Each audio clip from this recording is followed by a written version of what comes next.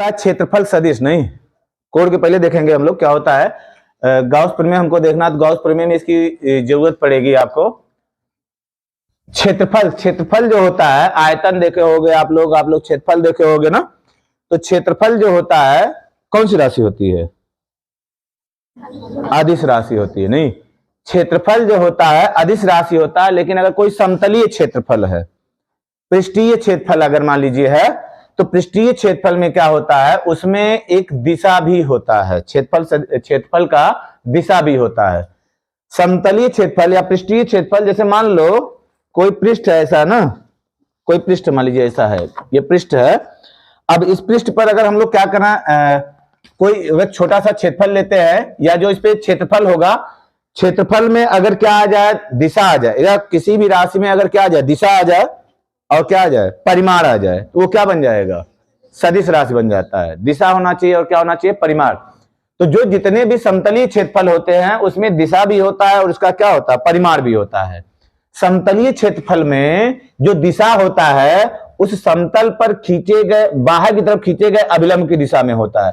तो जैसे मान लीजिए ये कोई पृष्ठ है, इस पृष्ठ पर अगर हम लोग जानना चाहते हैं कि क्षेत्रफल सदिश की दिशा क्या होगी, तो किधर को होगी, इस पर लंब खींचेंगे और किधर को, बाहर की तरफ। इस पे जो लंब ये खींचा जाएगा ना, बाहर की तरफ जो लंब खींचा जाएगा उसकी दिशा में क्या होगा, क्षेत्रफल सदिश की दिशा होगी। अगर उधर का पृष्ठ हम लोग लेंगे, इधर वाला, तो इस पे हम लोग क्या करेंगे, इधर की तरफ लंब खींचेंगे, यानी इधर का जो क्षेत्रफल सदिश होगा उसकी दिशा किधर होगी, बाहर की तरफ, और इधर का जो सदिश होगा, क्षेत्रफल सदिश होगा, उसकी दिशा इधर की तरफ होगी ना। तो हम लोग क्षेत्रफल सदिश किसे कहेंगे, ऐसा क्षेत्रफल जिसमें क्या हो, दिशा भी हो और क्या हो, परिमाण भी हो, जिसमें दिशा और परिमाण दोनों। परिमाण माने जानते हो ना क्या होता है, आंकिक मान जो होता है। आंकिक मान माने जैसे मान लो कहा जाए कि कोई व्यक्ति है 3 न्यूटन का बल लगा रहा है, 3 न्यूटन का बल लगा रहा है, तो 3 जो हुआ नहीं, वो क्या हुआ, परिमाण हो गया, 3 परिमाण हो गया। अब 3 न्यूटन का बल लगा रहा है, किधर को लगा रहा है, बल की दिशा जानना जरूरी होता है ना। तो बल लगा रहा है तो 3 न्यूटन का बल पूरा दिशा में लगा रहा है, तो दिशा भी हो गया और क्या हो गया, परिमाण भी हो गया ना। तो दिशा और परिमाण दोनों होता है। तो परिमाण माने वही जो आंकिक मान होता है उसी को परिमाण कहते हैं। तो क्षेत्रफल सदिश समझ में आया क्या होता है, क्षेत्रफल सदिश। क्षेत्रफल सदिश, एरिया वेक्टर इसको हम लोग बोलते हैं। तो जितने भी समतलीय क्षेत्रफल होते हैं उसमें परिमाण के साथ साथ क्या होता है, दिशा भी होता है। ऐसे क्षेत्रफल को हम लोग क्या कह देंगे, क्या कह देंगे, सदिश क्षेत्रफल या क्षेत्रफल सदिश कह देते हैं। जो दिशा होता है, दिशा जो होता है कहां होगा, मान लीजिए कोई क्षेत्रफल ऐसे लिखा गया है, किसी समतल में एक छोटा क्षेत्रफल हम लोग ले रहे हैं, मान लीजिए डीए क्षेत्रफल ले रहे हैं, तो इसकी जो दिशा होगी इस पृष्ठ पर खींचे गए अभिलंब की दिशा में होगी। इधर हम लोग मान लेते हैं एन कैप, एन कैप क्षेत्रफल इस सदिश पर, इस पृष्ठ पर खींचे गए अभिलंब की दिशा है, कौन है, एन कैप है। तो क्षेत्रफल सदिश का मान कितना हो जाएगा, तो क्षेत्रफल सदिश का डीए बराबर हो जाएगा एन कैप इंटू क्या होता है, डीए। जानते हैं ना कि हम लोग जानते हैं अगर ए कैप बराबर निकालते हैं क्या होता है, सदिश ए बटे कितना होता है, mod of A, mod of A होता है। मॉड ऑफ ए को हम लोग लिख सकते हैं बटे ए, इसका इसमें हम लोग मल्टीप्लाई कर दें तो सदिश ए बराबर कितना हो जाएगा, ए इंटू कितना हो जाएगा, ए कैप हो जाएगा, ए इंटू ए कैप। यानी कि अगर ए सदिश निकालना चाहते हैं तो ए का परिमाण होना चाहिए, उसकी दिशा में एकांक सदिश होना चाहिए। ऐसे हम लोग यहाँ पे देखिए क्षेत्रफल सदिश निकालना चाह रहे हैं, तो क्षेत्रफल सदिश का जो परिमाण होगा और उसकी दिशा में, उसके अभिलंब की दिशा में जो एकांक सदिश होगा, दोनों का गुणनफल ही क्या कहलाएगा, क्षेत्रफल सदिश कहलाएगा। तो डीए बराबर हो जाएगा एन कैप इंटू डीए। अभी इसका जरूरत पड़ता जाएगा, हम लोग अभी जैसे जैसे चलेंगे आगे आपका ये क्लियर होता जाएगा। फिर क्षेत्रफल सदिश ये हो जाएगा आपका, जहां जरूरत पड़ेगी इसको हम लोग लगाएंगे। उसके बाद होता है कोण पूछा जाता है। कोण जो होते हैं 2 तरह के होते हैं, एक होता है समतलीय कोण होता है और एक होता है घन कोण होता है। घन कोण की जरूरत हमको आगे भी बहुत ज्यादा पड़ेगा, जैसे मान लीजिए प्रकाश वगैरह में भी आएंगे, वहां पे भी हमको क्या रहेगा, घन कोण की आवश्यकता पड़ेगी। तो समतलीय कोण, समतलीय कोण देखिए, समतलीय कोण क्या होता है, समतलीय कोण, किसी वृत्त का चाप, किसी वृत्त का कोई चाप, मान लीजिए चाप ले लिए हम लोग, किसी वृत्त का कोई चाप केंद्र पर जो कोण अंतरित करता है, देखिए ये हो जाएगा, किसी वृत्त का कोई चाप वृत्त के केंद्र पर जो कोण अंतरित करता है, इसे हम लोग क्या कहेंगे, समतलीय कोण कहेंगे ना। किसी वृत्त का कोई चाप वृत्त के केंद्र पर जो कोण अंतरित करता है उसे हम लोग समतलीय कोण कहेंगे। मान लीजिए ये पूरी लंबाई l है, तो ये मान लीजिए डेल्टा l है, इसकी त्रिज्या कितनी है, r है, तो समतलीय कोण अल्फा बराबर कितना हो जाएगा, समतलीय कोण अल्फा बराबर हो जाएगा डेल्टा l बटे होता है r, डेल्टा l बटे r हो जाएगा।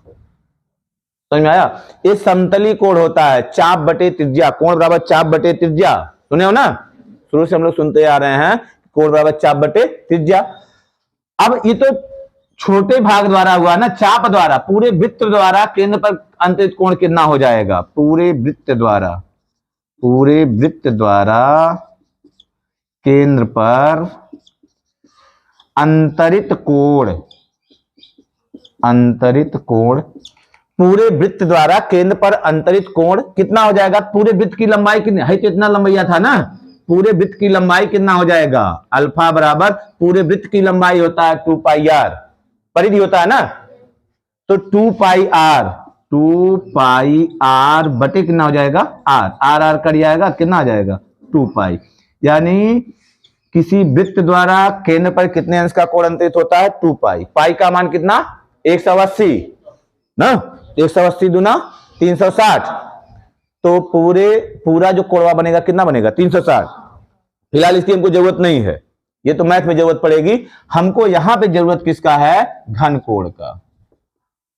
घन कोण क्या होता है, नहीं, घन कोण क्या होता है, किसी गोले का, वृत्त और गोला में क्या होता है, अंतर होता है।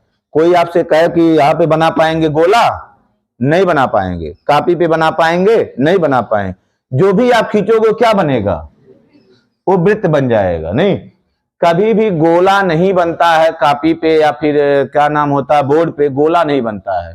क्यों नहीं बनता है, कि गोला जो होता है 3D होता है, और ये क्या होता है 2D होता है। 2D माने ये खाली x अक्ष और y अक्ष पे क्या हो जाएगा, बन जाएगा।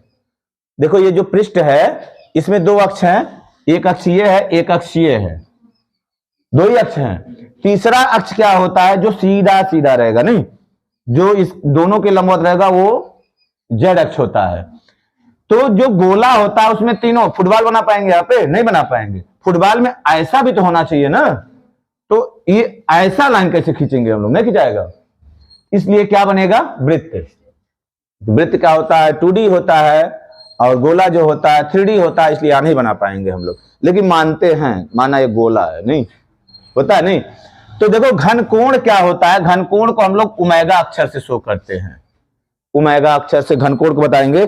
घन कोण क्या होता है, किसी गोले का, नहीं, मान लीजिए इमेजिन कीजिए एक गोला है, गोले में आप हो, फुटबॉल है, नहीं, उसके अंदर आप हो, नहीं, गोले के अंदर मान लीजिए आप है, तो गोले का एक छोटा सा ऐसे हम लोग एरिया ले लें, नहीं, इमेजिन कीजिए हम लोग गोले में है एक ना, गोले का एक छोटा सा ऐसे एरिया ले लिया, ऐसे छोटा सा एरिया ले लिया, गोला बड़ा सा होगा ना, चारों तरफ होगा, तो छोटा सा जब एरिया हम लोग ले लिए, अब उसका जो होता है, जो एरिया लिए हैं उसके प्रत्येक भाग से क्या करें, यहाँ पे इसका केंद्र होगा, गोले का केंद्र होगा, प्रत्येक भाग से ऐसे ऐसे हम लोग क्या करें, लाइन मिला दे, ऐसे ऐसे ऐसे ऐसे लाइन मिला मैं, ऐसे ऐसे। तो यहां देखो, जब ऐसे समझो, जैसे मान लो छाता है, छाता नहीं, छाता जो होता है, जो छतरी लिए रहते हैं, छतरी ऐसे होता है, नहीं, तो मान लीजिए कि जो छतरी है, ये छतरी है, ये पूरा छतरी, ये गोला ऐसे था, उसमें समझ से छतवा काट लिए उतना, होता नहीं।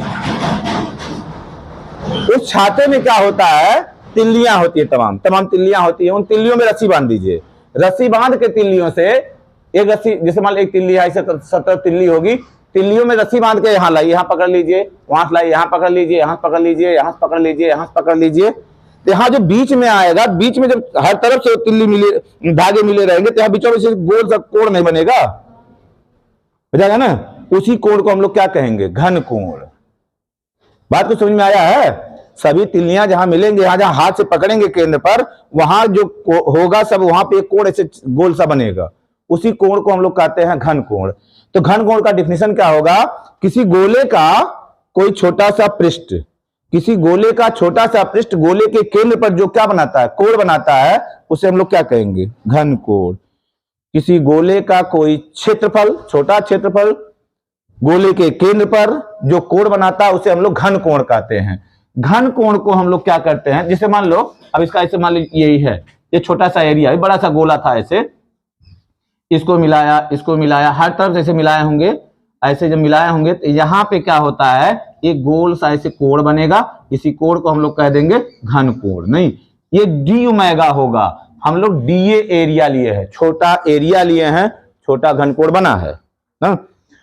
तो डी ओमेगा बराबर कितना होता है? डी ओमेगा, घन कोण डी ओमेगा बराबर होता है डीए बटे कितना होता है? आर स्क्वायर होता है। यहां छोटा सा हम लोग लंबैया लिए थे, तो डीएल बटे कितना हुआ था? आर हुआ था। यहां हम लोग जब एरिया लिए हैं, छोटा सा एरिया लिए, बढ़ के एरिया का छोटा सा एरिया लिया है, तो डीए बटे कितना हो जाएगा? आर स्क्वायर हो जाएगा, ये होगा। तो पूरे गोले द्वारा कितना कोण बनेगा? जैसे आप हम लोग निकाले पूरे परिधि द्वारा ना, पूरे परिधि द्वारा कितना कोण, या पूरे वृत्त द्वारा कितना कोण बने, पूरे गोले द्वारा कितना कोण बनेगा? तो पूरे गोले द्वारा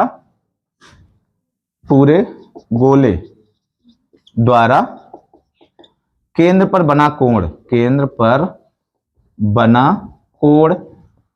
पूरे गोले द्वारा ओमेगा हो जाएगा, तो इसका हम लोग क्या कर देंगे? समाकलन कर देंगे, डी ओमेगा हो जाएगा बराबर समाकलन ऑफ डी ओमेगा का मान रख देंगे हम लोग, कितना आएगा? डीए बटे कितना हो जाएगा? आर स्क्वायर बराबर समाकलन ऑफ 1/r स्क्वायर बाहर निकल जाएगा, जो बदलता है उसी का समाकलन होता है। कौन बदलेगा? क्षेत्रफल। त्रिज्या कहीं बदलेगी नहीं, एक गोला ले लिए तो उसका त्रिज्या फिक्स हो गया। अब डीए जो हो जाएगा, पूरे गोले का जो क्षेत्रफलवा आएगा, पूरे गोले का क्षेत्रफल कितना होता है?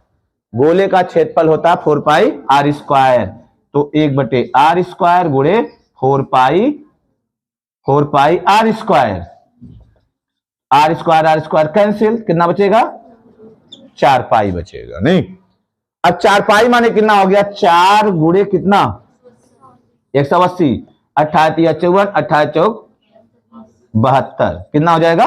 720 अंश का कोण बनेगा। नहीं, कोई गोला अपने केंद्र पर कितना घन कोण बनाता है? 720 अंश का बनाता है। और कोई वृत्त अपने केंद्र पर कितना कोण बनाएगा? 360 पाई, 28 दूना 36, 360 अंश का। ये बात समझ में आया? अब अगर मान लीजिए ये जो गोला है, देखिए इस पे जो है, यहां पे क्या हो रहा है, ये किस अवस्था में हम लोग निकाले हैं? जब एन कैप माने इसके ऊपर खींचा गया अविलंब, छोटे क्षेत्रफल पर खींचा गया अविलंब, जब एन कैप और डीए सदिश दोनों एक दिशा में होते हैं, तब तो ये फार्मूला लगेगा। अगर एन कैप और डीए एक दिशा में नहीं है, देखिए मिटा देते हैं, नहीं मिटाते हैं, नहीं, यदि एन कैप और डीए, यदि एन कैप क्या होता है? क्षेत्रफल पर किसी पृष्ठ के छोटे क्षेत्रफल पर खींचे गए अविलंब की दिशा होता है, समझ जाएंगे ना? एन कैप होता है। और जो क्षेत्रफल सदिश होता है, यदि एन कैप तथा क्षेत्रफल सदिश दोनों समदिश न हो, इनके बीच यदि थीटा कोण बनता है, तब का होगा? थीटा कोण बनता है तो घन कोण कितना हो जाएगा? डी ओमेगा बराबर हो जाएगा डीए कास थीटा बटे हो जाएगा आर स्क्वायर। ये चीज हम लोग ध्यान में रखेंगे। अभी इसका हम लोग गॉस प्रमेय जब लगाएंगे तो वहां पे इसका यूज होगा, तो डी ओमेगा बराबर हो जाएगा डीए कास थीटा बटे कितना हो जाएगा? R square. ये चीज आप ध्यान रखोगे। उसके बाद एक चीज आएगा आपको, वैद्युत फ्लक्स। तो इसको थोड़ा सा अभी लिखा दिया जाएगा, तो पहले समझ लीजिए आप। तो बात समझ में कुछ आया? समतली कोण क्या होता है और घन कोण क्या होता है? समतली कोण कौन बनाता है? कोई वृत्त बनाएगा, वृत्त का जो छोटा चाप होगा, जो कोण बनाएगा, उसे हम लोग समतली कोण कहेंगे। घन कोण क्या होगा? किसी गोले का जो छोटा सा क्षेत्रफल होगा, गोले के केंद्र पर जो कोण बनाएगा उसे हम लोग क्या कह देंगे? घन कोण कह देंगे। पूरे गोले द्वारा केंद्र पर कितने अंश का कोण बनेगा? 720 अंश का बनेगा। किसी वृत्त द्वारा केंद्र पर कितना कोण बनेगा? 360 अंश का बनेगा। और एक देखे हम लोग क्षेत्रफल सदिश क्या होता है ना। इसके बाद आता है वैद्युत फ्लक्स होता है। वैद्युत फ्लक्स हम लोग देखेंगे। वैद्युत फ्लक्स, वैद्युत फ्लक्स यहां से बढ़िया चीज आपका है, वो चीज पूछा नहीं जाएगा लेकिन जरूरत है उसका। जब हम लोग ड्राइव करेंगे फार्मूलों को तो उसमें जरूरत पड़ेगी उसकी। वैद्युत फ्लक्स ना, इलेक्ट्रिक फ्लक्स ये होता है। इलेक्ट्रिक फ्लक्स क्या होता है ना, फ्लक्स, इसको अपवाह भी कहते हैं। नहीं, अपवाह या अभिवाह कहते हैं, कुछ अभिवाह शायद कहते हैं। नहीं, सारे एनसीईआरटी की भाषा है। नहीं, वैद्युत फ्लक्स को अभिवाह भी कहा जाता है शायद, देखते हैं अभी। नहीं, अभिवाह कहा था, अभिवाह हुआ। कभी कभी यही कह देगा, मान लो हम लोग रटे हुए हैं विद्युत फ्लक्स किसे कहते हैं, तो वैद्युत फ्लक्स तो रटाया हुआ, कहीं पूलिया वैद्युत अभिवाह किसे कहते हैं या अभिवाह किसे कहते हैं, तो अटक गया। नहीं तो हाँ याद रखेंगे, हाँ अभिवाह माने विवाह थोड़ी ना होता है, अभिवाह है। नहीं अभिवाह है ना। देखो तो अभिवाह क्या होता है, वैद्युत फ्लक्स क्या होता है। वैद्युत बल रेखा समझ में आया था ना, साधना समझ में आया था। वैद्युत बल रेखाएं क्या होती हैं? वह निष्कोण व काल्पनिक रेखाएं होती हैं जिस पर कोई परीक्षण आवेश मुक्त रूप से क्या करता है? गमन करता है। रटना नहीं है, जिधर क्या करेगा? परीक्षण आवेश गति करेगा, वही जो उससे जो रेखा बनेगी उसी को हम लोग क्या कह देंगे? वैद्युत बल रेखा कहते हैं ना। परीक्षण आवेश होगा, उसके पास जब कोई आवेश होगा, कोई धनावेशित, अगर कोई धनावेश है उसके पास परीक्षण आवेश ले जाओगे तो सन से भागेगा इधर। नहीं तो जिधर भागेगा वही लाइन बना दिया तो क्या बन गया? वैद्युत बल रेखा बन गया। वैद्युत बल रेखाओं को देख सकते हैं? नहीं, हम लोग पहले डिफिनेशन में जानते हैं वो काल्पनिक रेखाएं होती, खाली कल्पना होता है ना। तो वैद्युत बल रेखा बताया था, जो वैद्युत बल रेखाएं होती हैं, वैद्युत बल रेखाएं धन आवेश से क्या होती है? दूर की तरफ। दूर की तरफ क्यों होती हैं? क्योंकि परीक्षण आवेश प्रतिकर्षित होगा, प्रतिकर्षित होकर भागेगा ना धन आवेश से, तो जब भागेगा तो वैद्युत बल रेखाएं धन आवेश से बाहर की तरफ होंगी। और अगर ये मान लो ऋण आवेश है, ऋण आवेश है ये, तो अगर कोई परीक्षण आवेश यहाँ पे है, धन परीक्षण आवेश, तो इसी तरफ क्या होगा? आकर्षित। ये ऋण है, ये क्या है? धन है, आकर्षित होगा तो वैद्युत बल रेखाएं क्या होंगी? ऋण आवेश की तरफ होंगी। तो भाई अगर आपसे हम पूछते हैं कि वैद्युत बल रेखाएं क्या कारण है वैद्युत बल रेखाएं धन आवेश से दूर जाती हैं, क्या कारण होता है वैद्युत बल रेखाएं धन आवेश की तरफ आती है? नहीं, ऋण आवेश की तरफ आती है। अरे बात वही हुआ। नहीं, मुजफ्फरपुर मुजफ्फरनगर एक है, जब झटकम बतुआया जाए, झटकम बतुआया जाएगा तो एक है। नहीं, एक हो। जब बेवकूफों के बीच में बात करेंगे तो एक हो, बुद्धिमानों के बीच के लिए कहां है। नहीं, देखो वैद्युत फ्लक्स ना। अब वैद्युत फ्लक्स क्या होता है कि अगर मान लीजिए कोई पृष्ठ है, ऐसे मान लीजिए वैद्युत बल रेखाएं हैं, वैद्युत बल रेखाएं हैं, ऐसे सब वैद्युत बल रेखाएं हैं। ये वैद्युत बल रेखाएं कैसी हैं? काल्पनिक तो ये हैं, एक समान। यहाँ पे वैद्युत क्षेत्र कैसा है? एक समान है। क्यों एक समान है? यहाँ वैद्युत बल रेखाएं दूसरे के क्या है? समांतर। जब वैद्युत बल रेखाएं समांतर होती हैं तो वहां वैद्युत क्षेत्र एक समान होता है। अब देखिए, अगर इसमें क्या करें हम लोग, कोई पृष्ठ रख दे, ऐसे ऐसे कोई पृष्ठ रख देते हैं तो क्या होगा? इसमें से जितनी वैद्युत बल रेखाएं गुजरेंगी देखो नहीं, जब कुल जमैया आता है नहीं तो मुहा ऐसा सोचती है कि थोड़े से, अगर थोड़े से मुहा में जमैया नहीं आता है और पूरा फाड़ देती है मार के जितना वो फैलने वाला है मुहा पूरा फैला देती है।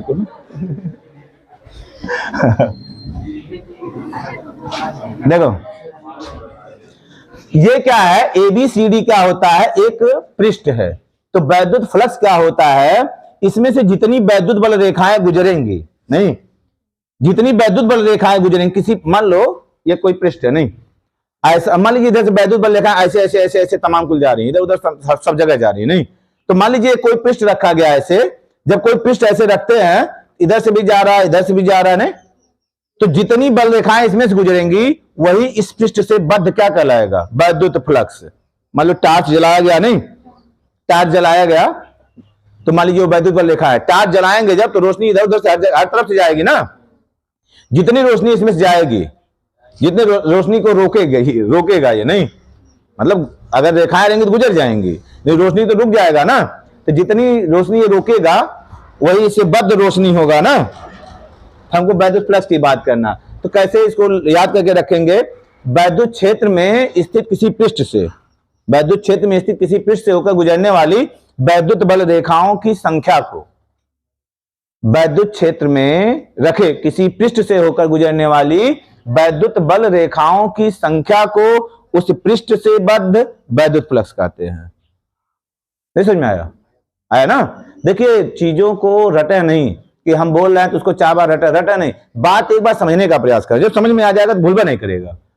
किसी पृष्ठ से होकर गुजरने वाली वैद्युत बल रेखाओं की संख्या को, जितनी बल रेखाएं इसमें गुजरेंगी, वैद्युत बल रेखाओं की संख्या को उस पृष्ठ से बद्ध क्या कहते हैं? वैद्युत फ्लक्स कहते हैं। नहीं समझ में आया? बता। वैद्युत क्षेत्र के भीतर ऐसे किसी पृष्ठ से वैद्युत बल रेखाएं गुजरती है, जितनी संख्या में गुजरती हैं। समझ जाएंगे ना? सिंचो बता। वैद्युत बल रेखाएं में जब किसी वैद्युत क्षेत्र में कोई पृष्ठ रखा होता है तो उस पृष्ठ से गुजरने वाली जितनी भी वैद्युत बल रेखाएं की संख्या होती है, देखिए जब आपको समझ में आ गया तो चीजों को रटना नहीं पड़ेगा, आप घुमा फिरा करके वो बता ही लेंगे ना। लेकिन अगर आप रटेंगे तो कभी भी आपको याद नहीं होगा। फिजिक्स हुआ, केमिस्ट्री हुआ, बायो हुआ, रटने पे मत जाइए, चीजों को समझने का प्रयास करें। थोड़ा सा समझ लेंगे तो ज्यादा रटने से आप बच जाएंगे ना। तो समझने का प्रयास करें, उसको अपने हिसाब से आप लिखने का प्रयास करें। कोई भी चीज होता है, जैसे मान लीजिए थियरी, अगर आप क्या करते हो, हम लोग यहाँ बताते हैं, कोई थियरी बताते हैं, थियरी को समझिए, मान लीजिए नोट्स भी बनाते हो, नोट्स भी बनाइए, लेकिन जब रटने का काम करिए, याद करने का काम करो तो उसको अपने हिसाब से दिमाग में बैठा हो ऐसे ऐसे ऐसे ऐसे ऐसे, हाँ ऐसे, तब समझ में ज्यादा आएगा ना, तो ज्यादा बढ़िया रहेगा। तो ये होता है, क्या होता है? वैद्युत फ्लक्स। वैद्युत क्षेत्र में रखे किसी पृष्ठ से होकर गुजरने वाली वैद्युत बल रेखाओं की संख्या को हम लोग क्या कहेंगे? उस पृष्ठ से बद्ध वैद्युत फ्लक्स कहते हैं। समझ में आया अनुराग? क्या बता, बैठ के बताइए, बैठ के आराम से बताइए। देखिए पहली बात तो जब किसी से कुछ पूछा जा तो आज बजाइए मत, कुछ लोग आज बजा जाते हैं। नहीं बताइए। बल रेखाओं की संख्या को, वैद्युत बल रेखाओं की संख्या को हम लोग क्या कहेंगे? वैद्युत फ्लक्स कहते हैं ना। काजल समझ में आ रहा है? ये वैद्युत फ्लक्स होता है। जो वैद्युत फ्लक्स होता है, वैद्युत फ्लक्स जो होता है, देखिए वैद्युत फ्लक्स किसके बराबर होता है? वैद्युत फ्लक्स को हम लोग दिखाते हैं फाई ई अक्षर से। फाई ई माने हो गया इलेक्ट्रिक फ्लक्स हो गया। हम लोग जब चुंबक में पढ़ेंगे वो चुंबकीय फ्लक्स हो जाएगा, फाई बी हो जाएगा ना। यहां पे फाई ई, ये वैद्युत फ्लक्स फाई ई बराबर होता है बी डॉट ए होता है, या किसी किसी किताब में लिखा है यस लिखा, नहीं बी डॉट ए। क्षेत्रफल से, अगर मान लो इसका हम लोग छोटा क्षेत्रफल ले रहे हैं डीए क्षेत्रफल ले रहे हैं, तो यहां हो जाएगा, तो देखो अब यहां से एक का बल रेखा गुजर रही है ना, बाकी में से भाई देखो यो 3-4 गुजर रही हैं। हम लोग जब छोटा क्षेत्रफल लेंगे, छोटा क्षेत्रफल, तो छोटा क्षेत्रफल में क्या हो जाएगा? छोटा बल रेखा गुजरेगा, मतलब उसका वैद्युत फ्लक्स कम होगा, तो इसको हम लोग लिख देंगे डी फाई ई बराबर हो जाएगा बी डॉट डी ए हो जाएगा। नहीं तो जो वैद्युत फ्लक्स होता है, वैद्युत फ्लक्स किसके बराबर होता है? वो वैद्युत क्षेत्र तथा क्षेत्रफल सदिश के अदिश गुणनफल के क्या होता है? बराबर होता है। किसी पृष्ठ से बद्ध वैद्युत फ्लक्स, डिफाई क्या है? वैद्युत फ्लक्स है ना। किसी पृष्ठ से बद्ध वैद्युत फ्लक्स, वैद्युत ई रहेगा बी रहेगा, सन के है नहीं, हम अपनों बोल दे रहे हैं ना। देखो क्या हो जाएगा? डी फाई ई बराबर ई डॉट डी ए।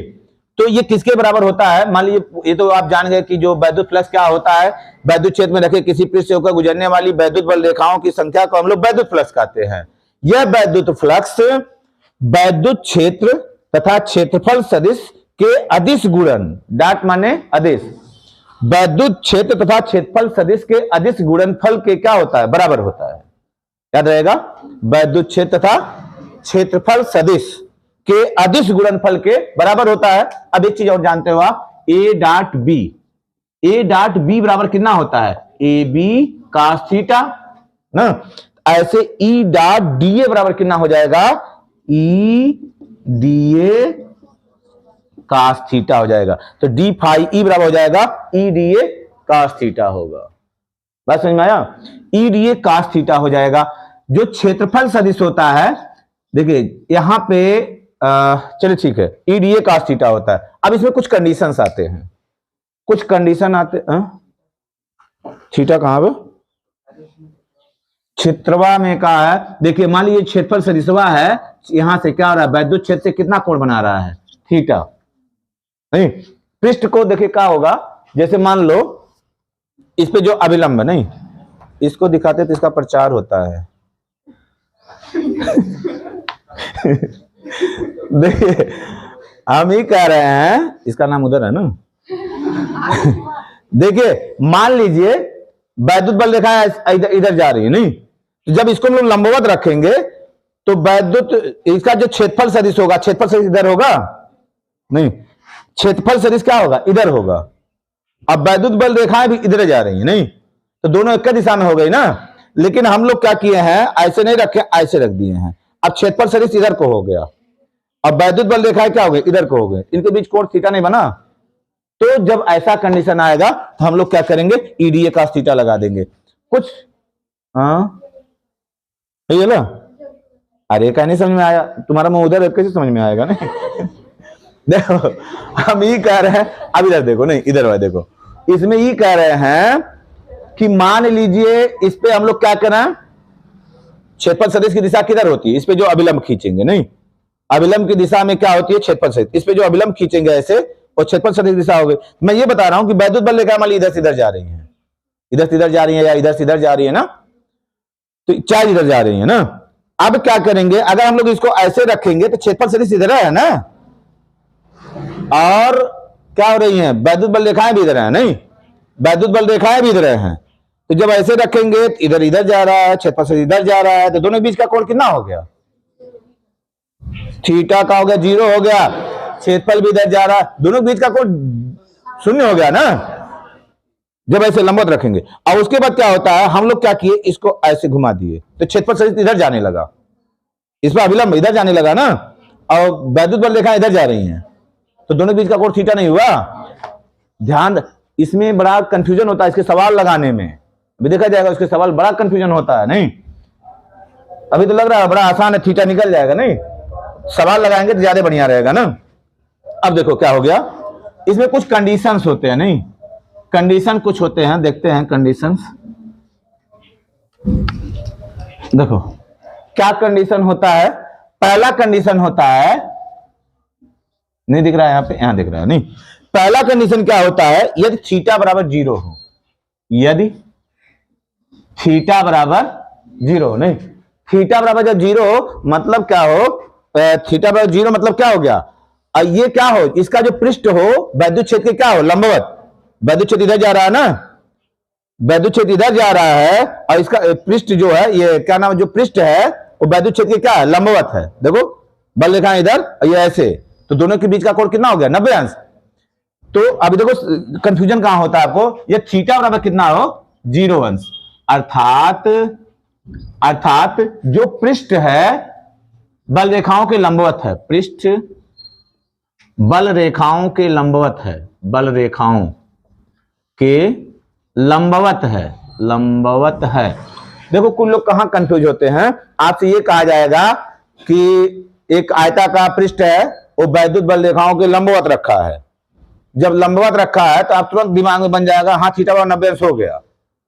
नहीं, उस पे लंब की दिशा हमको देखना है, वहां गलती सब कर देंगे कि जो पृष्ठ रखा गया है वैद्युत क्षेत्र के लंबवत रखा गया है, 90 अंश पे रखा गया है, तो पृष्ठ लंबवत रखा गया है ना, इस पर जो लंब है वो तो क्षेत्र की दिशा में हो गया, तो थीटा का मान कितना हो जाएगा, 0। ध्यान रखोगे इसी को, यही सवाल लगाने में गलती होगा, सवाल लगाएंगे देखेंगे नहीं। यह थीटा बाय 0 अर्थात पृष्ठ बल रेखाओं के क्या हो, लंबवत हो, तो वैद्युत फ्लक्स, पृष्ठ से बद्ध वैद्युत फ्लक्स, पृष्ठ से बद्ध वैद्युत फ्लक्स, पृष्ठ से बद्ध वैद्युत फ्लक्स फाई ई या डी फाई ई बराबर कितना हो जाएगा, डी फाई ई बराबर कितना हो जाएगा, E D A cos 0, E D A कास 0 बराबर कितना हो जाएगा, ई डी ए हो जाएगा, नहीं डी फाई ई बराबर हो जाएगा ई डी ए। बात समझ में आया, डी फाई बराबर ई डी ए हो जाएगा। और यदि क्या होता है, यह कहा जाएगा कि जो पृष्ठ है वो छेद के समांतर है। जब पृष्ठ, ये वाला पृष्ठ, वैद्युत बल रेखा इधर है ना, वैद्युत बल रेखा इधर है और पृष्ठ ऐसे समांतर है, इससे को गुजरेंगी नहीं, थीटा का मान कितना होगा, पृष्ठ ऐसे है, बल रेखा इधर जा रही है, तो जो लंब खींचे कहां गया, ऊपर, तो थीटा का मान कितना हो गया, 90 अंश हो गया ना, यहां 90 अंश हो जाएगा। तो दूसरा हो जाएगा यदि थीटा बराबर कितना हो 90, अर्थात क्या हो जाए, पृष्ठ जो हो बल रेखाओं के क्या हो, समांतर हो, पृष्ठ बल रेखाओं के समांतर हो, बल रेखाओं के समांतर हो। बस समझ में आया। थीटा और 90, तो डी फाई ई बराबर कितना हो जाएगा, ई डी ए कास 90 कितना होगा, 0। अब देखो इसको हमको रटना नहीं है कि हाँ यहां बताया गया थीटा और 90 अंश होगा तो क्या नाम होता है, वैद्युत फ्लक्स 0 होगा, आपको खुद समझ में आना चाहिए। अब वैद्युत बल रेखाएं ऐसे गुजर रही थी, नहीं ऐसे ऐसे जा रही थी, मान लो चलनी है, पानी इधर बह रहा है, ऐसे कहेंगे पानी छन छन के उधर जाएगा, और चलनी ऐसे कर दिया, इन होलों से कितना पानी जाएगा, गुजरेगा, नहीं समझ आ रहा है। चलनी जब ऐसे है, जितना पानी इसमें जाएगा, नहीं पानी इधर जा रहा है उधर निकलता जा रहा है, नहीं वैद्युत बल रेखाएं वही हैं, लेकिन चलनी ऐसे कर दिया, पानी के समांतर कर दिया छेदों को, होलों को, नहीं तो इसमें से, इस होल से होकर के आपको जाएगा, नहीं जाएगा। यानी आपको ऐसे कॉमनली समझ लेना है कि अगर पृष्ठ क्या होगा, वैद्युत बल रेखाओं के समांतर होगा, तो उसमें से कोई भी वैद्युत बल रेखा नहीं गुजरेगी, यानी वैद्युत फ्लक्स कितना हो गया, 0। जब वैद्युत बल रेखा नहीं गुजरेगा तो वैद्युत फ्लक्स कितना हो जाएगा, 0 हो जाएगा, नहीं तो ये हो जाएगा डी फाई बराबर 0 हो जाएगा। और अगर तीसरा कंडीशन होता है, यदि क्या हो जाए 180 हो,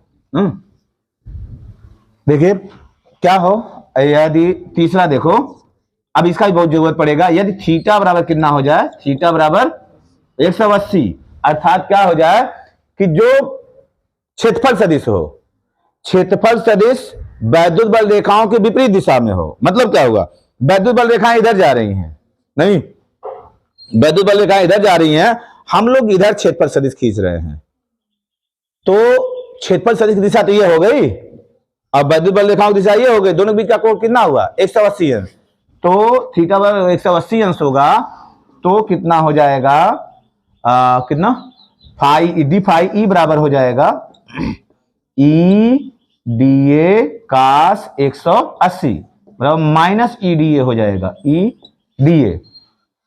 दो चीज पता चला हमको, पहला क्या पता चला कि देखो पहला कंडीशन क्या था कि जिधर वैद्युत बल रेखाएं जा रही थी, नहीं जिधर वैद्युत बल रेखाएं जा रही थी, अगर उधर ही क्षेत्रफल सदिश भी है तो वैद्युत फ्लक्स क्या था, महत्तम था, मैक्सिमम वैद्युत फ्लक्स था। चलनी अगर ऐसे रहेगा ज्यादा पानी इसमें जाएगा, चलनी थोड़ा टेढ़ा कर दिए पानी कम जाएगा, नहीं होगा, तो ऐसे इसमें होता जब ऐसे था। तो अब याद रखेंगे कि यहां देखो वैद्युत, अब मान लो उधर से कहां से आ रही है हमको नहीं पता है, वैद्युत बल रेखा कहा, लेकिन यहां से बाहर तो निकल रही है ना, निकल नहीं बाहर। जब वैद्युत बल रेखाएं किसी पृष्ठ से बाहर निकलती हैं तो वैद्युत फ्लक्स क्या होता है, धनात्मक होता है, याद रहेगा। जब वैद्युत बल रेखाएं किसी पृष्ठ से क्या होंगी, बाहर निकलेंगी, तो वैद्युत फ्लक्स क्या होगा, धनात्मक। जब वैद्युत फ्लक्स क्या होता है, देखिए इधर देखो, जब वैद्युत फ्लक्स क्या होगा, मान लीजिए क्या होता है, देखिए जब वैद्युत फ्लक्स क्या होगा, अब मान लीजिए हम लोग क्या किए, इसको क्या किए हम लोग, अब इधर से देख रहे हैं, जब इधर देख रहे थे तो क्षेत्रफल सदिश भी इधर था और वैद्युत क्षेत्र भी इधर था, दोनों इधर थे नहीं। जब हम लोग इधर से देख रहे हैं तो क्षेत्रफल सदिश इधर हो गया, वैद्युत बल रेखा इधर हो गई, तो कैसा हो गया, ऋणात्मक। यानी जब किसी पृष्ठ से वैद्युत बल रेखाएं बाहर निकलती हैं तो धनात्मक वैद्युत फ्लक्स होता है। जब वैद्युत बल रेखाएं किसी पृष्ठ में प्रवेश करती हैं तो वैद्युत फ्लक्स क्या होता है, ऋणात्मक होता है नहीं। ये इतनी चीजें आपको थी। देखिए चीजों को जब बढ़िया से आप समझेंगे तो ज्यादा काम करेगा, सवाल लगाने में बड़ा मजा आएगा, और समझेंगे नहीं खाली रट्टा मारेंगे कुछ होगा नहीं। तो चलिए ठीक है, अब इसको लिखा दिया जाता है।